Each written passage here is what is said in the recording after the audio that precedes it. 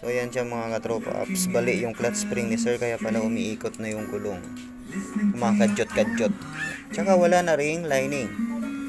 So ayan, marami nagsasabi pag groove daw, mabilis daw makapudpod ng lining. Ito stock pa rin yung ano ni sir eh. Ayan o, stock pa yan. Tsaka ito, ayan, halos straight na. Ang mali lang kasi dito, itong maliit yung nilagay.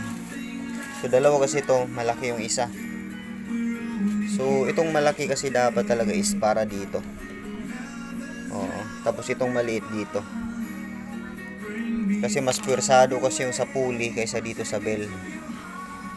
Kaya nilagay ito na malaki maliit. So ayan siya mga sir. Tapos mali pa dito, ginawa ng mekaniko, ginaya yung 150N. Yan, nilagyan ng washer dyan.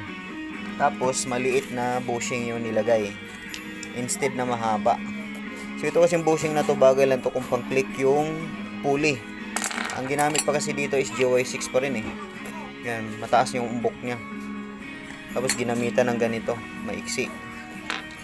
Mali yun, sobrang mali talaga yun. Alright, so beware kayo sa mga ganitong setup mga paps.